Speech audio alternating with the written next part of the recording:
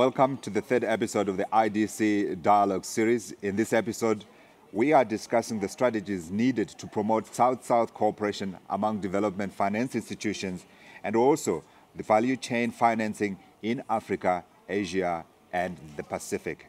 We'll also be delving into the models of value chain finance, and these have been accepted globally as solutions to the funding challenges of micro, small, and medium enterprises. I'm Geoffrey Qhena. Let me introduce my distinguished panel of experts. On my immediate left, I have got Adebayo Jimoh. He is Vice Chairman of the Africa Association of Development Finance Institutions. Following him, Geoffrey Qhena, CEO of the Industrial Development Corporation. And then next to him, we have Datuk Azhar, Ahmad. He is the chairman of the Association of Development Financing Institutions in Asia and the Pacific. It's a long title. I'll cut it short because we like to keep things short in broadcast. Last but not least, he is Kingombe. He is Chief Integration Officer, Regional Integration and Trade Division at the African Development Bank. Another long title. I'm going to keep them short today. Gentlemen, welcome. Let's begin first by looking at the structures that we have for building cooperation between development finance institutions across the Asia, Africa, Pacific region, South-South cooperation. Can I begin with you, Mr. Chairman of, from Asia Pacific? If you can just give us a broad overview, whether the structures that we have in place at the moment are working, and if they are not, what we need to make them work. Let me just start by stating what is obvious, basically in the sense of the presence of associations that helped put together DFIs from various countries in various parts of the region. In the case of Association of DFIs in Asia and the Pacific, it is an association that puts together more than 100 over institutions that deals with development financing and involving 40 over countries.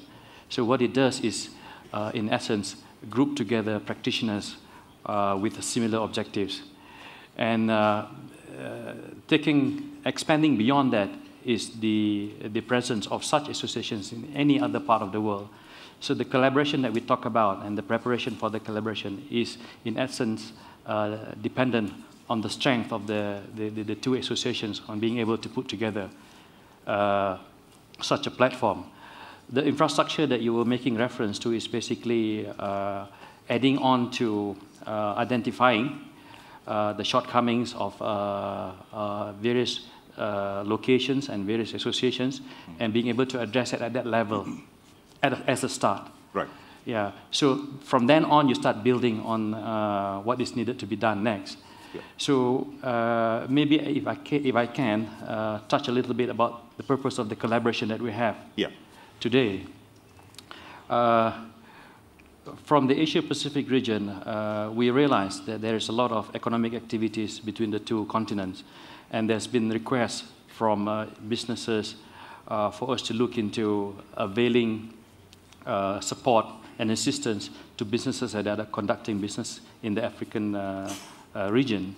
So in 2010, we signed an understanding with ADFI, the Association of DFIs in the Asia and in the Africa continent, to work out such collaboration. Through 2 years of planning, it finally ended up with this platform that we have today. So it is a good start for us to actually explore and go into the details of where the shortcomings are. Yeah. And we hope that this platform allows much more integration between the two regions for us to cooperate further. Yeah. Yeah. And you're here, of course, in Johannesburg, so this is, in essence, a demonstration of that partnership that you are talking about. Yes. Let me come to the African perspective, and I want to put the same question to you, Mr. Jimoh. You are the Vice Chairman of the Association of African DFIs. From where you stand, and also from a regional perspective within the West Africa region, are you seeing benefits flowing out of this cooperation with our counterparts in Asia? I mean, we speak a lot about South-South cooperation, but practically, do we hear about actually these things happening on the ground? Well, thank you very much. First of all, I think this event is an event whose time has come because if you look at the two blocks, the Asian and Africa, the signing of that understanding for an integration in 2010 has really opened up a lot of activities for the African DFIs.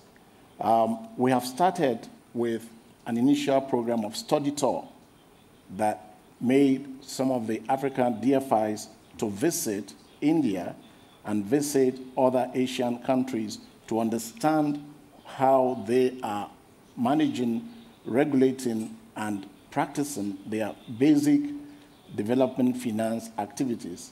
And that has been a way of opening up a lot of ideas, which we have more or less been having on a win-win, exchanging information with our counterparts. And when coming back home, these are discussed at the sub-regional level.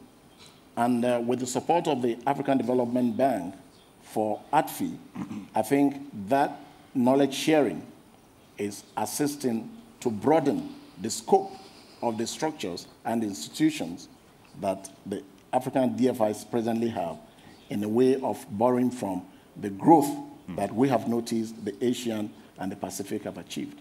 So by and large, it's been a wonderful relationship. You sound like you are happy. Yeah, I think I am. Would you want to take the opportunity to ask for more that needs to be done to enhance that relationship and deepen it? Well, asking for more is, will be based on our goals, and the major objective is to develop the rural setup, which by definition in the whole world, I think the Asian and African countries have more functions to tackle the rural poverty. And I believe the knowledge from the study tour in India has assisted a lot of the African development finance institutions to understand how the rural setup could be managed properly. Mr. Qhena, let me come to you. You're a constituent member of the AADFI, and therefore, of course, one of the principal voices in driving what issues should be looked at, what structures should be built. As a member, are you satisfied? You have license here to say if you are not happy or not. I had a privilege of leading the association for 4 years. So for a start, if I'm not satisfied, that means I contributed to it. But in fact, I am very satisfied. I think the fact that we have ADFIAP and ADFI today, where we are really putting to practice what we had signed in 2010, to me is a sign that a significant progress has been made. We, as DFIs, Development Finance Institution, we're meeting at a time when the world has changed, when the recession that we experienced in 2008 has not fully come out, where a number of industries and a number of countries are still reeling. So it is important for the developing countries really to come together at different levels. We know at government they do that, but now development finance institutions, which are institutions that provide long-term finance, that take that risk which ordinarily other institutions would not ordinarily take, are actually collaborating, and they're doing it concretely.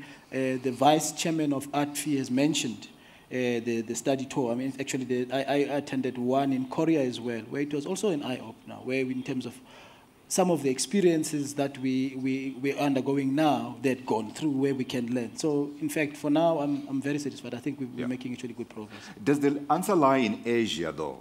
Should we not looking at other parts of the world as well? Or are there structures that enhance that cooperation, apart from the South-South that we're trying to talk about here? Well, the South-South cooperation is not only, it's not saying it's the exclusion of the others. I think it just complements those. Okay. In fact, what happens is on an annual basis, all the development finance institutions on the sidelines of the World Bank meetings, they do meet.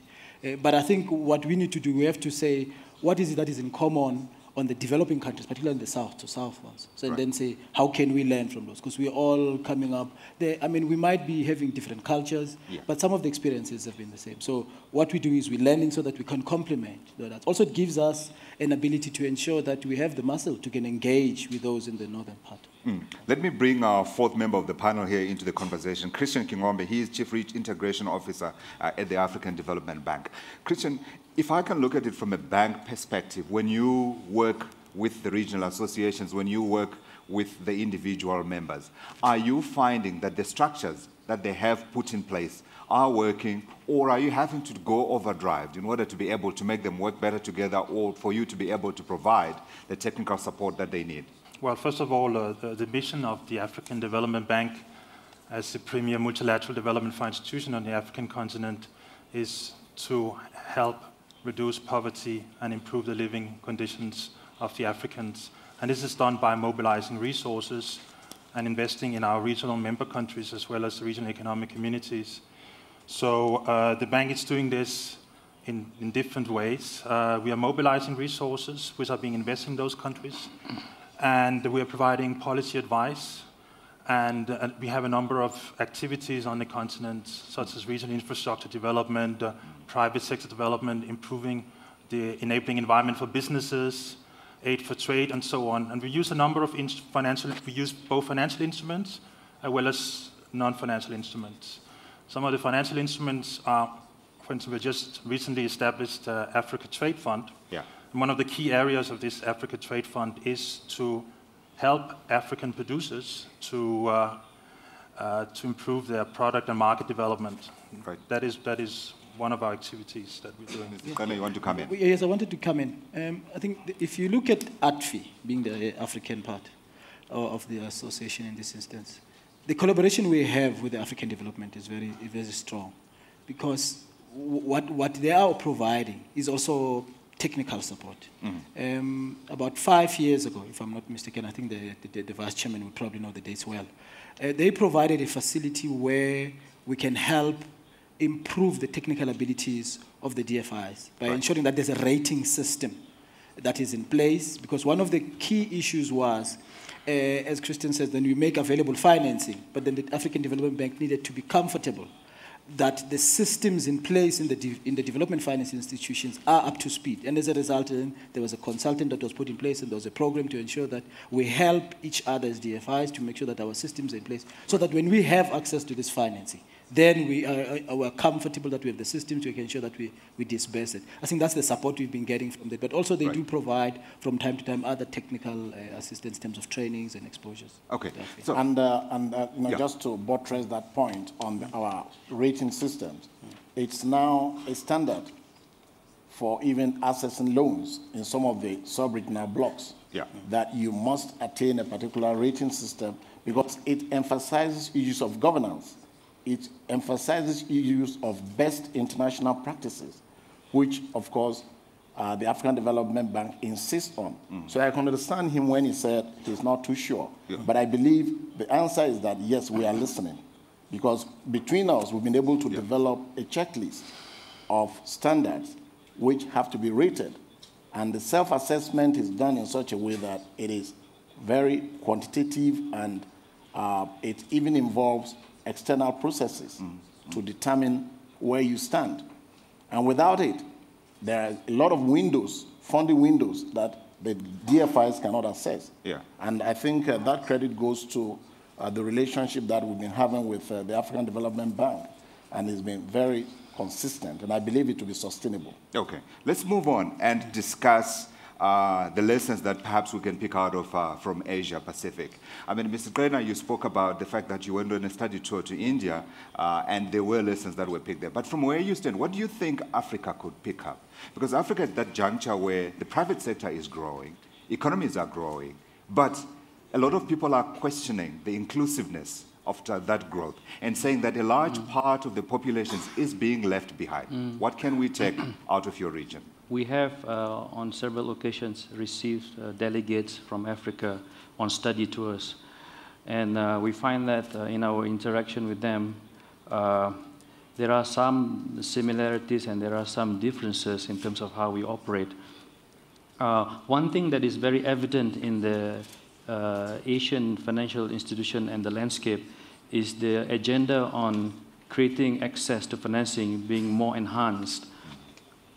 There is an intermediary that's present in the entire banking landscape, which creates an access to financing, an institution that is deliberately set up to create that access to financing, and it takes the shape of a guarantee mechanism. And we find that there are a lot of queries and questions as to how to create that access. What it does is basically match the needs of the people wanting to have financing and match the needs of the people that are lending and bridging that gap. For example, borrowers, I'm here in my capacity as chairman of AFIAP. Right. Yeah. Now that's of course a part-time job. I am the CEO of a credit guarantee institution in Malaysia, and we have a very important role and a duty to perform, which is creating that access to financing. There is a gap between an SMEs wanting financing from commercial banks and SMEs wanting financing from DFIs, which has different structure in terms of its pricing mechanism, different eligibility criteria. So we have the task of making sure those differences are neutralized in a way, and in that sense it becomes easier for the SMEs to avail to financing both from the commercial banks as well as from DFIs.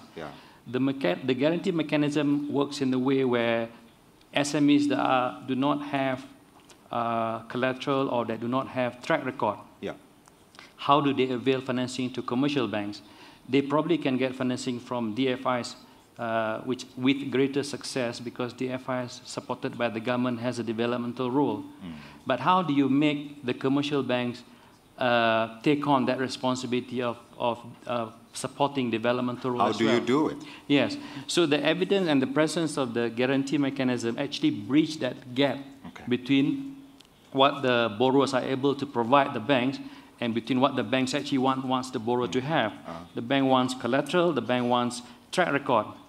The borrower doesn't have that, the borrower needs loan. So the guarantee mechanism actually creates an opportunity for that borrower to build track record, right? And also substitute the lack of collateral with the guarantee in place.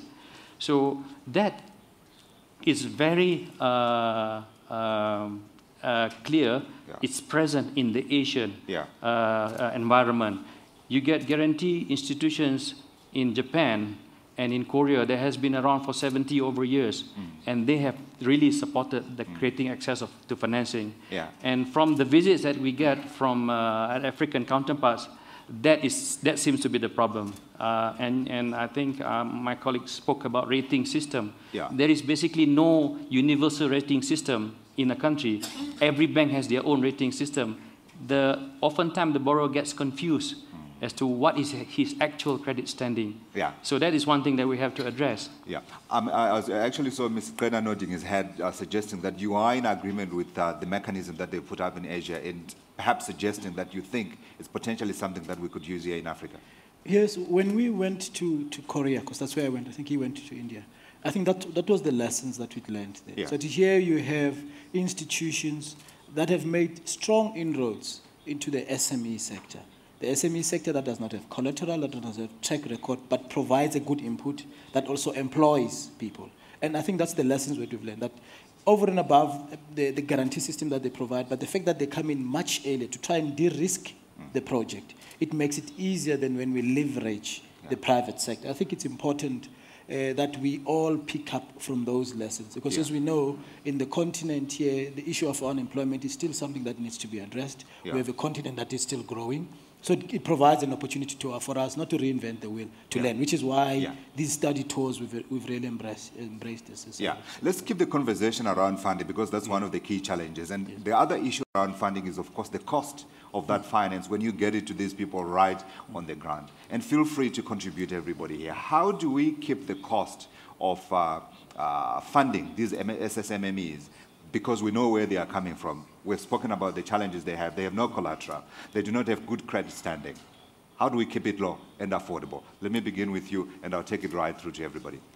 Well, I think that's a major role that DFIs are set up to perform, to provide that window for the SMEs at almost a level of affordability. But the other issues go beyond just providing the funds. It is assessing the processes that will lead to the utilization of the funds. for better returns. And that is a critical challenge. And what do I mean? There are critical issues that the SMEs are facing. Infrastructure is very, very key. Data, market information that will enable them to understand what to do. So the information gap that the DFIs need to provide to support that chain for the SMEs is one knowledge that I think we picked up from the Asia Pacific. Yeah. Because they have adequate data, they have an improvement on infrastructure, making cost of production very easy and competitive. Because at the end of it, it is the market that will bring up the fund that you put into your investment. So that is very critical. So there are many facets here that we can talk about. You want to add? Yeah, I think one other area, which is what you find in value chain financing, is where you have linkages. So if an SME is providing, for an example, raw material to a processor, so what you do is you provide financing to a processor so that he or she links the provider of raw material. Because what you're doing is you have to try and de-risk the project. Because really the pricing talks to the risk that one perceives in the particular project. So the more you can de-risk the project, the better. So if you provide the support, and then if you ensure that the market issue is addressed, so those contribute to that. But also as development finance institutions, we're not here to maximize the financial. We have to ensure that we're sustainable. So because we have that ability, I think then we allow then that we contribute in ensuring that the cost of the funding is Christian, I believe that's one of your focus areas at the bank, value chain financing. How do we keep those costs low, and how do we make sure that these SMMEs and people that are getting these loans on the ground are actually able to effectively use them? Well, first of all, one of the advantages that the bank has a AAA rating on a capital market, which allows the bank to get cheap financing from international markets. That's one thing that's keeping the cost down. Secondly, as I mentioned earlier, in terms of microfinance support from the bank side, there's been two approaches. There's been the standalone approach where microfinance institution has received disbursement directly from the bank. For instance, from the period 2006 to 2011, there was around 31 microfinance operations from the bank. And then also in the past, particularly when microfinance operations was driven by our agriculture and agribusiness department, oftentimes there would be a credit element within a big infrastructure project or a big agricultural project. However, one of the problems with this approach is that oftentimes if there's a cost overrun, microfinance would tend to be squeezed. So that is some of the issues that we have been facing. But then again, also in terms of looking at agricultural value finance, it's an important part of the business environment. And you can see it both from the government's point of view in terms of providing public goods. Giving access to microfinance or giving access to rural finance is a very important part in ensuring that that the incomes in the rural areas and in economies, they can be more vibrant and more productive, which is what we are striving at the end of the day. The message I keep hearing is that it's not just about cheap loans, it's also about building systems and talking to people and providing people with the adequate technical support that they need. But is that the same thing that you've picked up in Asia Pacific? Before you take that question, I just want to let you know that we've got 2 minutes left remaining in the program, and I want you to give us recommendations of how we make sure that effectively we get that financial support that's needed onto the ground for the SMMEs to be able to grow up. Let me come to you, sir. I think what has been mentioned about the pricing and all that is somewhat accurate, because the issue is not so much, although there is a need for lower pricing and good rates. Nominally. But the bigger picture is actually creating that access. And a lot of, if you don't create enough access, there will be a lot of activities that are non-banking related. You can get into an area of illegal money lending, because it's a question of access. And SMEs, smaller businesses especially, they have been known to pay very high costs to get financing and funds. So I also observe that for a DFI, there is a tendency also sometimes to go from the high infrastructure financing right down to the microfinancing. Right. Probably, if you can perfect that, that's fine, all well and good. But it takes too much to actually do that. Yeah. You probably need to work through strategic alliances with institutions that are dedicated for microfinancing, institutions that have got the infrastructure to do it. Microfinancing involves very high transaction costs, very high infrastructure costs. And these institutions that are dedicated to do that, they are able to cope based on the pricing that they have. Right. So that collaboration is needed. And in our example, we try to do microfinancing, but we do not retail in terms of microfinancing. We do wholesale and we do portfolio on a portfolio basis. So I think what is important is the strategic alliance part. Absolutely. I want to quickly come to my recommendations. Let me begin with you, and very quickly, we've got a minute left. Okay, I think the most important take-home message would be to have a full understanding of the whole value chain, from the producer to the end consumer, understanding the different segments of the value chains and see where the finance can fit in. I think that's very important. The way to go about that is to have a more holistic approach, having a proper composition of the team when you design the project and when you implement the project. That is very important. And then also in the bank, I think what we want to take home is the creation of a knowledge network within the bank that has a proper understanding of what is value chains and what is value chain finance. Yeah, that took one, quickly. I think we have to realize that SMEs with varying levels of capabilities and capacity have different demands. One of the biggest challenge for any DFI is not just managing developmental role, but also the pressure of trying to ensure that you are sustainable in terms of your ability to continue to do what you do. Right. So we have to face the fact that the pricing is going to be an issue. And if it is an issue, therefore, we have to realize that not all SMEs are of the same risk level. So you therefore have to start introducing risk-adjusted pricing. You have to ensure that the ones that are underserved, the ones that are really able to pay those kind of price, pays them. And the ones that can help subsidize the lesser ones are able to do that as well. But the art is perfecting that cross-subsidy element, because if you let it perpetuate, then that cross-subsidy will continue. And government will forever be needing to put in more funds into the FIs. Yeah, building sustainable enterprises. Qhena? For me, really the closing remarks would be two. On one, on the DFIs, I think the collaboration is important. I think we can all learn from each other. I mean, because we've gone through different times. We don't have to pay the school fees twice. I think that for me that's important. There's a lot of information. On the SMEs that are probably watching, or will be watching, is to make use of the development finance institutions. They have been established by the various governments to ensure that they make it relatively easier for you to access financing. I think it's important to access financing, but also DFIs, development finance institutions by their nature, would take a long-term view.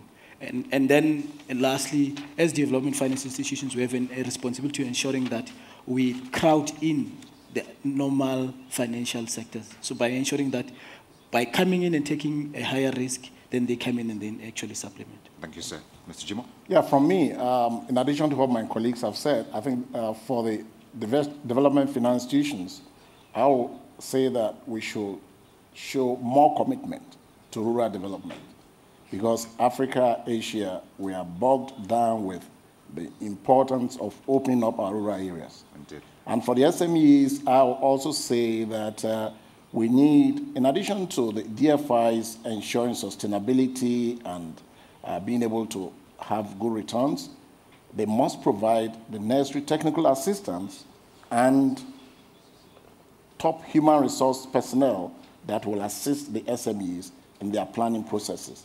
That is important, and that will make the money come back to the bank. Indeed. Mr. Jimoh, Vice Chairman of the Association of African Development Finance Institutions. I've got to go through the long route again. Thank you very much, Mr. Qhena. Thank you. Datuk, thank you. Christian, thank you very much indeed for your contribution to this first discussion, where we were focusing on increasing South-South cooperation among development finance institutions, and of course the very important role of ensuring that value chain financing is done right and the pricing is absolutely done correctly as well. We're taking a short break. When we come back, we shall be discussing the mechanisms that are required out of governments and the regulatory environment that's needed from governments to make sure that we are able to fully fund SMMEs and enhance the development of African countries. That's after the break, so I want to thank my guests. It's back in a minute.